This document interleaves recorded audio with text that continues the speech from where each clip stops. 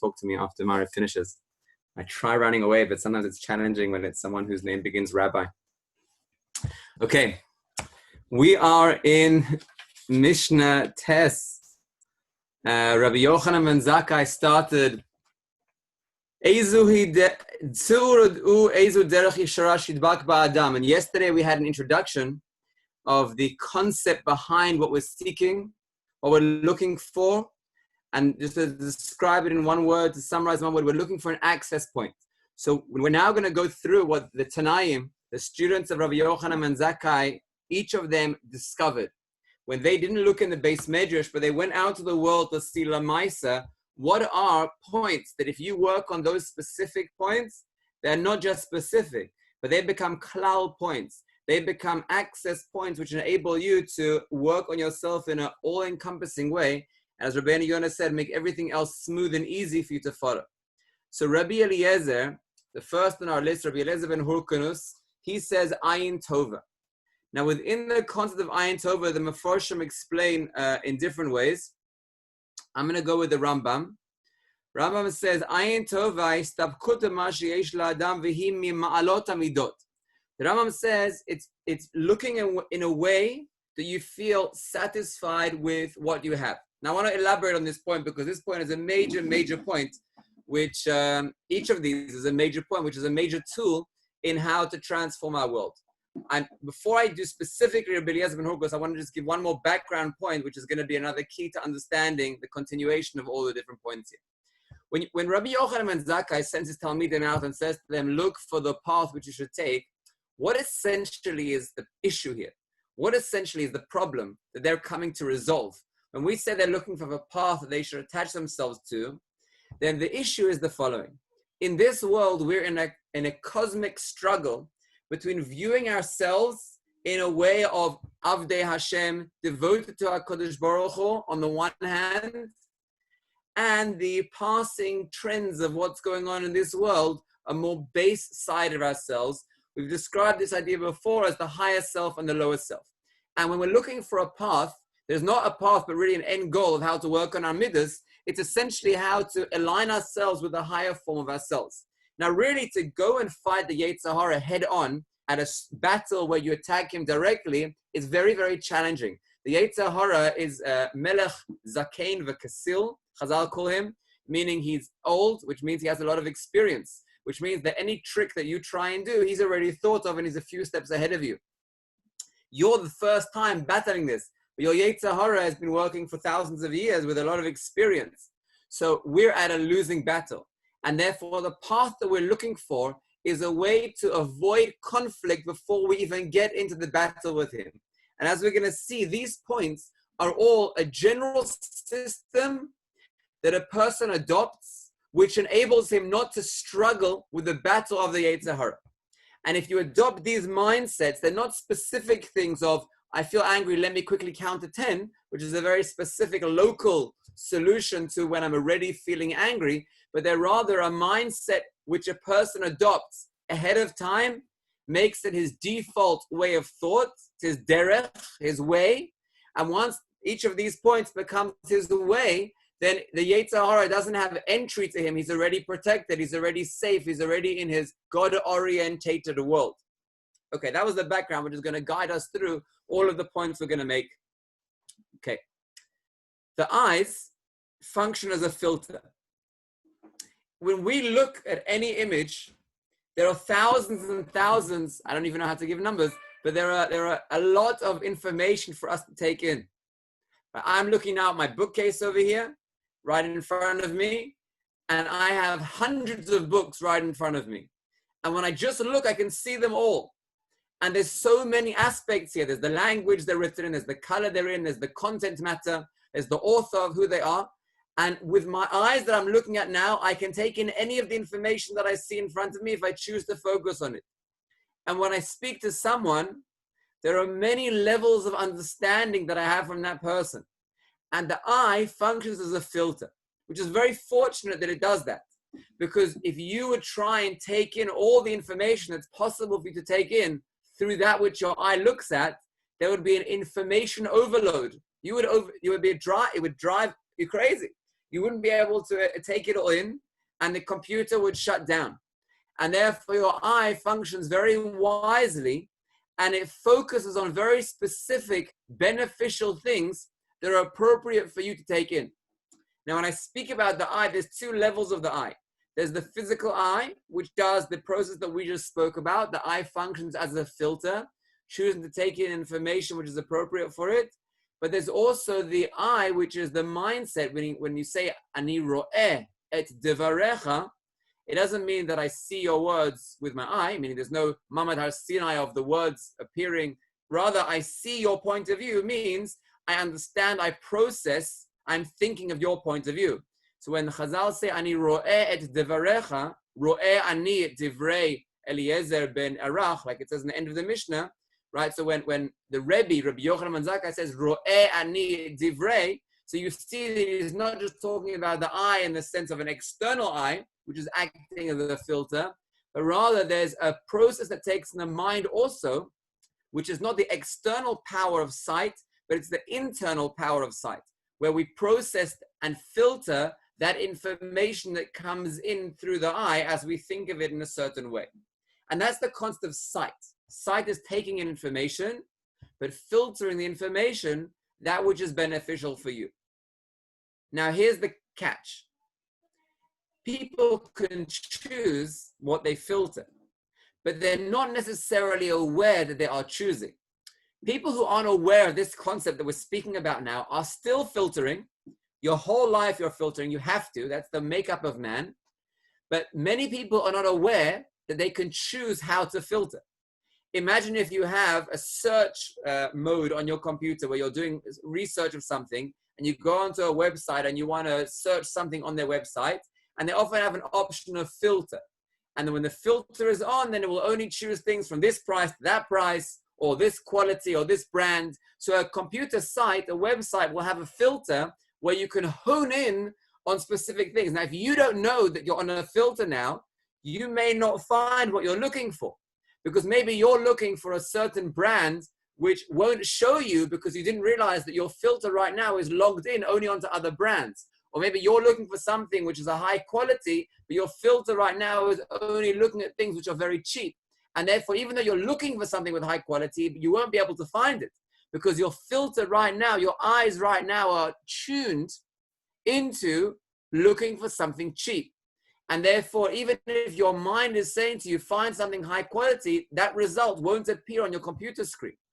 So when we say ayin, there's an ayin tova and there's an ayin ra'ah. What's an ayin ra'ah? Ayin hara in Chazal is described in the following way.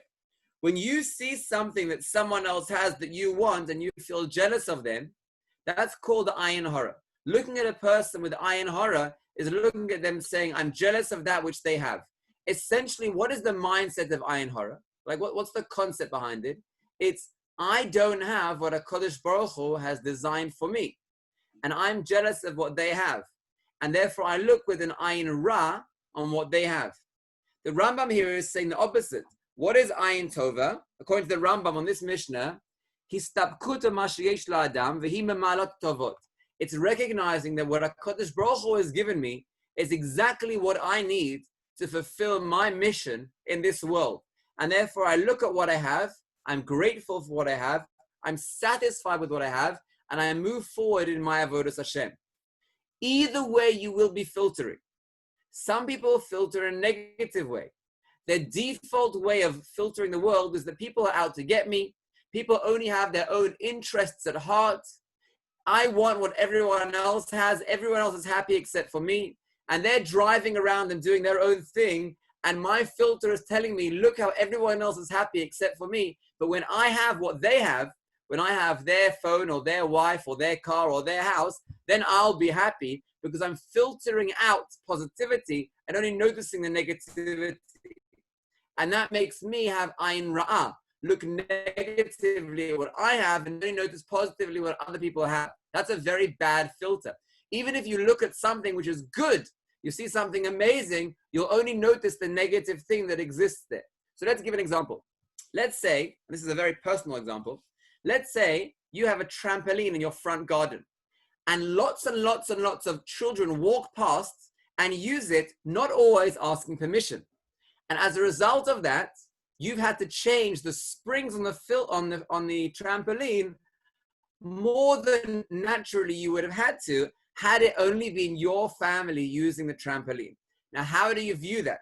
So one way of viewing it with an ayin ra'ah, which is a more natural way in a sense, because they didn't ask permission and it's costing me money. So that would be a natural way of looking at it, but that's not going to do you any good. That's going to cause you to feel frustrated towards them and upset with yourself, and the whole world just starts to view you in a negative way. That would be ayin ra'ah. So what a positive way of viewing it? Well, a positive way would say, look how happy these children are.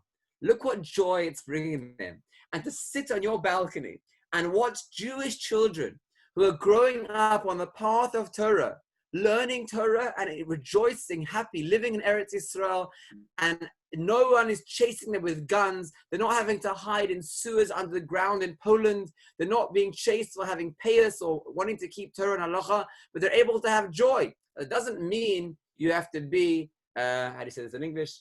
You have to be, I'll say in Hebrew, a friar. I don't know how you say that in English. You don't have to be taken advantage of. You can go out to them and say to them, Kinderlach, we have a 5 to 6 rule. You're welcome to use the trampoline freely from 5 o'clock until 6 o'clock. At other times, it's disturbing for our family, and it's a bit of wear and tear on the trampoline. So you could just ask your parents when it's 5 o'clock, you're welcome to come. And that way, you can still keep boundaries. You don't have to lose all your boundaries and be mavater and then cause yourself to be frustrated about it. But look at the ayin tova. You can look at the goodness of what these children are. Let's give a harsher example. Let's say a child needs to be changed. Now that by all means is not a child, let's say under the age of 2, needs to be changed. I'm not talking about clothing. Now that by all means, that's not something which is a pleasurable act for a parent to take. But anyone who's experienced constipation or diarrhea for that matter, they will say, thank God the systems are working. Thank God this child is healthy. They're able to function in a normal way. Thank God I have a child. Not everybody is zocher to have children. And now, but okay, that's true that you have a child and it's true that he's healthy, but right now you're dealing with something which is not pleasant to the smell, to your nose. And you say, okay, I could choose to focus on that, and that wouldn't be such a pleasant filter for me to use. But right now I'm grateful that I'm able to have a child and speak to the child and touch the child, and the child smiles back at me and is grateful, and I'm educating them to say thank you at the end. This is an amazing interaction that I have with my own child that Hashem gave me. So that's an example of things which are light. There are much more heavy things than that. They're light, but they're more natural to be negative about. But you can choose to be positive about. It's your choice. Ayin tova, ayin ra'ah. It could go the other way entirely. It could be that you're at the wedding of your own child, and your child is getting married under the chuppah, and you're upset because the lighting is off, and you had told them that this light was supposed to be here and that light's supposed to be there, and that you mentioned that there was supposed to be 2 saxophones playing as they walk down to the chuppah, and there's only 1 saxophone, and your child is getting married, and you're upset about the fact that it's a saxophone instead of a clarinet, and there was a blue shaded light instead of the green shaded light. Are you crazy? It's a very positive moment, but with an ayin ra'ah, you harm yourself, and everything that you look at in the world will be negatively affected. So, as we said, Rabbi Yochanan ben Zakkai wasn't saying look in Torah to see what the right path is, but rather look in Metzias, look out there. What path do people take, which is a general path which enables them to connect to every midah in a positive way, and to work on every midah in a smooth way that enables them to function productively. Ayin tova is what Rabbi Eliezer says. And we can see clearly why. Because the person whose filter is negative, their whole life is a challenge. Work on that. Oh, that's way too much. Only for people who are super geniuses can they do it. And even then, I think they're just faking. And I don't think it's genuine. Like, no one could really do that. So they're holding themselves back up from authentic work. But when you notice all the positivity in everyone, I could learn from that. I could learn from that. This is amazing. What good character roles and influences I have around me. I'm not depressed by them. I'm growing from them. That's amazing. You could grow. That was point number 1. Rabbi Eliezer's access point, his path to greatness. If you work on this, everything else is easy. That's point number 1. Now, we said we're going to try, and everyone that we get to find a connection to how this links back to what Rabbi Eliezer Rabbi Yochanan ben Zakkai said that was his midah. What was Rabbi Eliezer's midah that Rabbi Yochanan ben Zakkai said? He was a bor sud she'einu ma'abed tzipa. He doesn't forget a thing. Now, I want to go back to a point that we mentioned earlier. We mentioned earlier that it's not, there's 2 shirim ago. It's not that Rabbi Yochanan ben Zakkai is saying, this person is naturally genius. This person has such a great memory, a photographic memory, because there would be no point in praising him with that. That wouldn't be something unique. That would be something which was a God-given gift. What was Rabbi Eliezer actually praising him when he said that he doesn't forget anything? And then we went back to the whole story about how he was thirsty for Torah and he gave up everything of this world. He gave up his father's wealth that his father was offering him, and he fasted for 2 weeks, and he left his whole family and he went, and we saw how passionate he was. Now, he could have taken his father's ayin ra'ah and said, I'm too old, it's too late for me. He could have taken Rav Yochanan's phrase of, well, do you know how to say Shema? Or do you know how to say Birkas HaMazon? And then said, oh my gosh, you're right, there's no hope for me. And that would have been ayin ra'ah. And with that ayin ra'ah, he would have given up hope very early on, and he wouldn't have been able to get to where he got. Why was Rabbi Yochanan ben Zakkai praising him that he knows all of Torah and doesn't forget anything? Because of his ayin ra'ah. The midah that he had of looking at everything with a growth orientation, with a positive way, enabled him to remember everything that he had because he imagined every word as coming from Hashem on Mount Sinai. His ayin ra'ah, the way that he viewed it, wasn't just something external to him, but it was the word of Hashem coming to him. That's the ultimate ayin ra'ah. You see HaKadosh Baruch Hu looking at you, ayin ba'ayin yiru, Yeshuat Hashem. You see HaKadosh Baruch Hu's eyes looking at you as you do everything. You feel Yah Hashem is with you at every moment.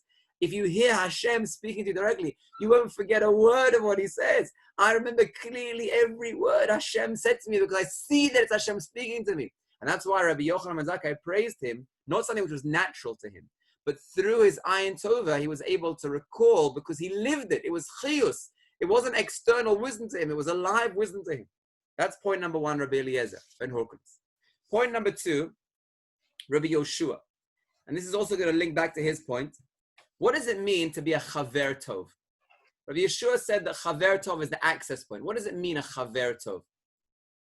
The Meforshim say in 2 directions. I'm going to start with the Rambam and then afterwards go to Rabbeinu Yonah.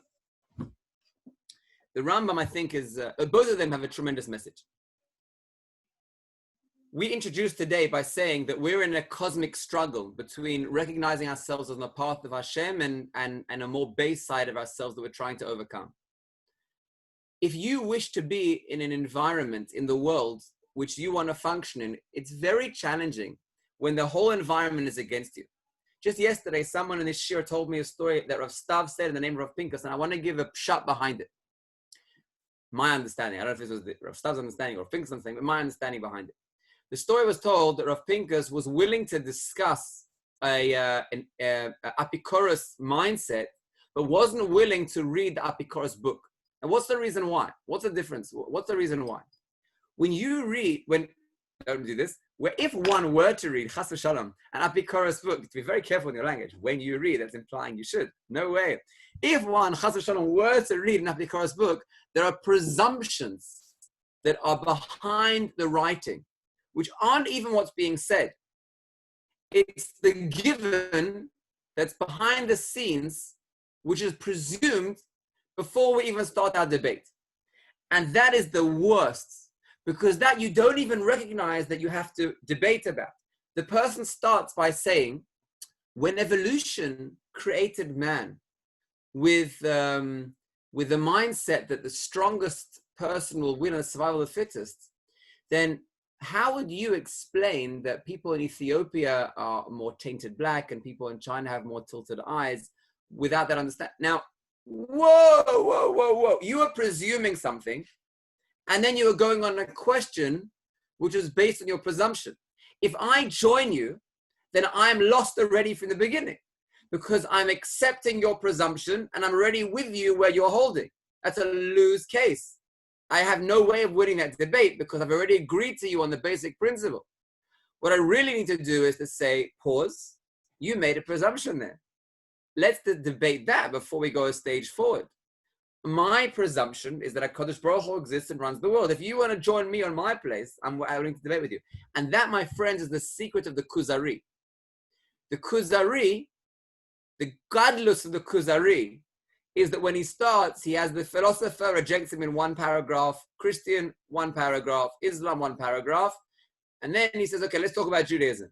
Like, is that a very thorough analytical research of the other approaches and you reject them in a well-rounded manner? No, I'm not interested in. I don't want to get into your way of thinking and make my mind crooked, that I'm not able to see things straight, and then have to get out of that sordid view of the world to try and realign with myself with what's true. I have no obligation to your crooked way of thinking. I don't even want to start reading or thinking along those terms. Now, when you exist in the world, you don't have much choice, unless you grow up in Kerem B'Yavne, than to absorb some of the views of the world which have presumptions which don't take HaKadosh Baruch Hu into account. And then you're reading things, or you're looking at adverts, you're looking at commercials, and you have no choice but to absorb what's being said, unless you're very well thought through and you understand the presumptions behind everyone who you're reading so that you can protect yourself from them. Which, by the way, is really fun.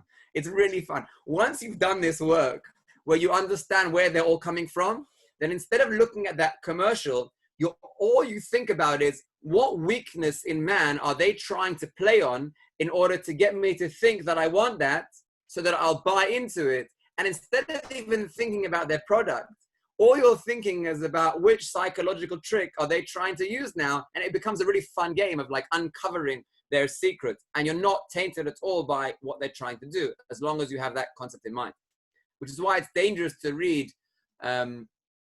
persuasive non-Torah material if you're not yet grounded in Torah, because then it could lead you a wrong way without you recognizing who you are. And that, my friends, is the secret of Rabbi Yehoshua. Let's think about who Rabbi Yehoshua was. This is really interesting. We mentioned him when we described the story of Rabbi Yehoshua, that his mother brought him in his baby carriage to the Beis Medrash from the time he was born. So that all he would hear are words of Torah, which means that this is a boy who grew up in absolute purity. He didn't have any outside influences, any negative income. All he heard was in the Beis Medrash the words of the rabbis, and you could presume that at home it was similar. Now, between me and you, we would think that where he would go on to be would be very insular. He wouldn't be able to relate to anyone on the outside world, because he's only ever experienced the internal Beis Medrash. That's what we would think.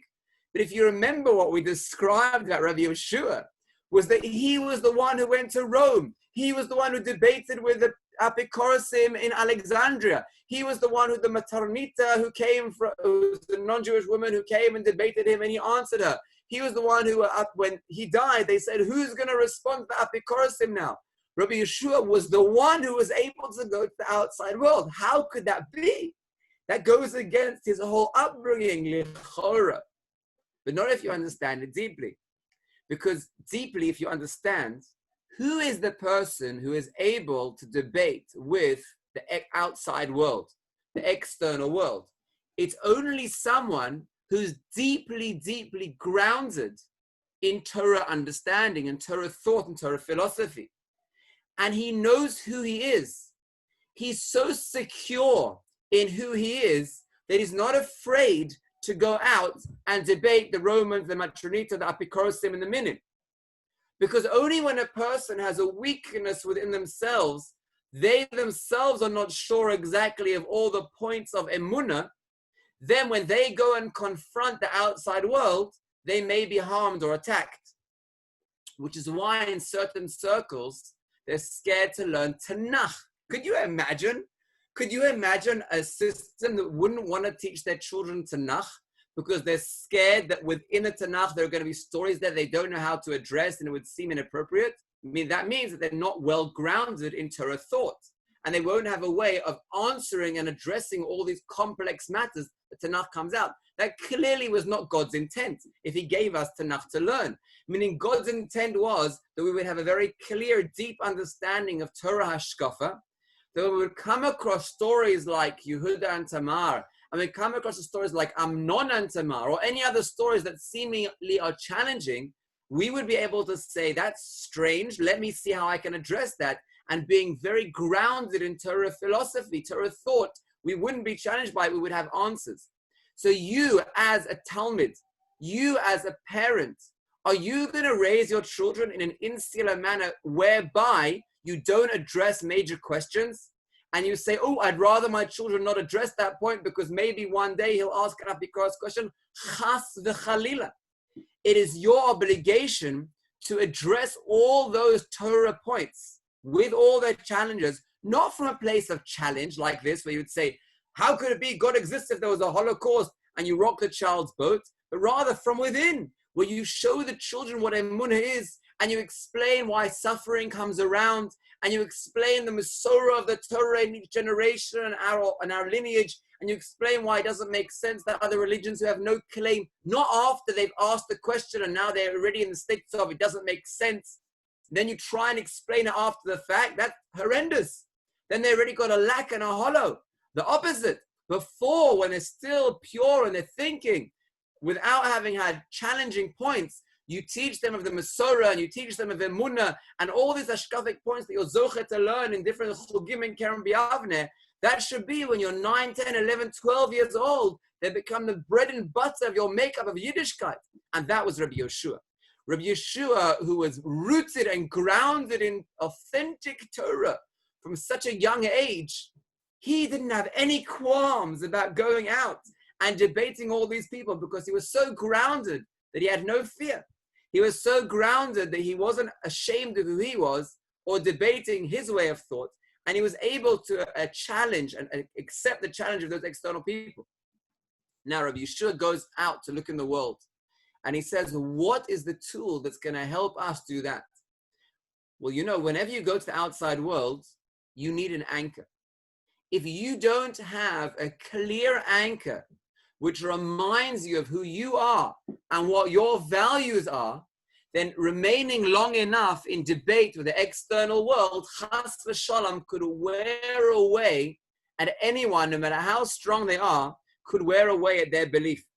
And the values of the world, which basically today are enjoy yourself and have pleasure, you deserve it, why not, would eat away at the person and take away his much higher morals and values. What is that anchor that Rabbi Yeshua teaches us, which will ensure us that no matter what we confront in the world and we're presented with in the outside world, we will be able to remain strong? Chaver Tov. You have to form a holy chabura of friends, which is your anchor, which whenever you go to the outside world, you have a place to come back to, which you can remind yourself and realign yourself with who you are authentically, with what your values are. The Rishonim mention that within Chaver Tov includes your wife. And they bring the pasuk, Vehi chaveretcha ve'eshet britecha, from Sefer Malachi, Perek Beis, pasuk Yud Dalet.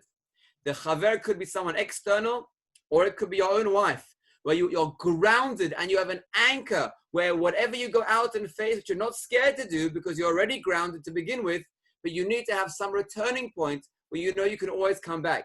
I had a close friend who was my year in Kerem B'Avneh, who I'm still close with till this day, who after Kerem B'Avneh stayed in Israel with a bit of a detour, but eventually stayed in Israel, and he went to university.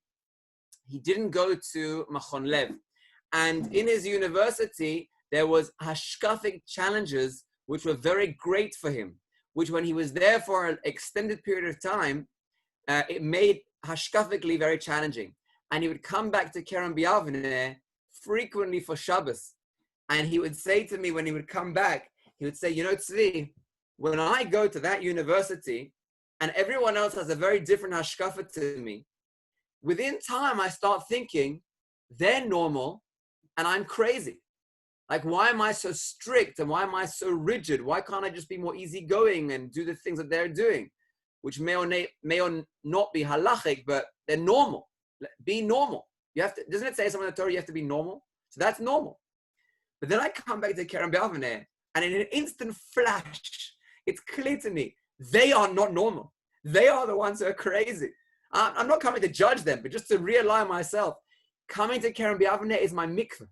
It's where I come and I repurify myself. I speak to my Rebbeim, or I just sit in the base medrash, and I'm able to say, this is normal. This is God's world. then that gives me the strength to go back to the university and finish up my obligations there without getting swayed away with the mindset they have. That's an anchor. And for that, you need a chaver tov. The chaver tov could be a friend. It could be a group of friends. It could be a wife. It could all be a rebbe. Someone that you check in with. It could even be a sefer, which you reread and reread and reread to realign yourself and reinsure that you know who you are, what your values are, and what you're grounded in. So Dafka Rebbe Yeshua, who was raised in isolation, was rooted in Torah, who knew so well who he was able to go out to the outside world and wasn't scared of the conflict of the outside world. He's the one who guides us and says, yes, you can go out to the outside world, but you need a chaver tov. There's one more point I want to mention on this, which I'm going to address again at the beginning of tomorrow's shir. Rabbeinu Yonah disagrees on the Rambam from a technical point, but I want to say that it's much more than technical. Rabbeinu Yonah says, if you look at the list, then Ayin Tova is inherent to man, and also the last one on the list, Leiv Tov, is inherent to man, and also the fourth one, Ro'es, is inherent to man, but Chaver Tov and Shachein Tov are external. You can't control those, they're not you. So he doesn't like the breakup of having 3 of the 5 being about you and 2 of the 5 being about something external to you. Now, he just says it from a technical point of view, but I want to take it a little further. And therefore he says that when it says Chaver Tov, it means you have to be a Chaver Tov to others. Right? Not that you have a Chaver Tov, but you are a Chaver Tov. And then it's in line. So I just want to say one point, and with this we'll conclude for today. I think the depth behind Rabbeinu Yonah is the following. There's a false mindset that people have that their shleimus lies in things outside of themselves. Whereby, if I were to have a chaver tov, I would be fine. But where is this elusive chaver tov that my whole life I'm searching for and seeking for, but I can't find it? God, it's not my fault. I'm going to come up to Shemaim and say, look, God, you didn't give me a chaver tov, out of my control. Pretty much your fault for not providing that for me, so I'm exempt. So maybe not only is there a technical point that Rabbeinu Yonah wants all 5 to be on the same vein, but there's an inherent point here where if we're giving a derech and we're giving an access point to shleimus, where this point is what's going to enable you to perfect everything else, which according to Rabbi Eliezer is your ayin tova, your perspective of seeing everything in the positive light. And according to Rabbi Yoshua, it's having an anchor, having a chaver tov. So Rabbeinu Yonah is saying, yeah, but don't make it out of your control. Your shleimus is always within your control. If you don't find by chance a chaver tov, you have to create one. And the way you create one is by being a chaver tov. Once you start acting in a positive way, in a loyal way, in a devoted way towards others, then the same way that you devote yourself to a friend, you will acquire for yourself a good friend who will then be what Rabbi Yeshua is giving to you. But never in your life say, I wish to have shleimus, but it's beyond me. It's external to me. This fact is out of my control. Everything's within your control. Always. Your shleimus is always within your ability. There is never anything outside of your control that you need for it. Because if it's outside of your control, then it's not your mission. It's not what Hashem gave you. Hashem always gives you all the tools that you specifically need to fulfill your mission in this world. And therefore, right now, you have all the tools you need. So don't look outside for some chaver tov externally. Create one. You yourself be a chaver tov. Wow. Okay, 2 out of the 5. Baruch Hashem, Torah is infinite. We'll continue Be'ezrat Hashem tomorrow. Yeshar koach.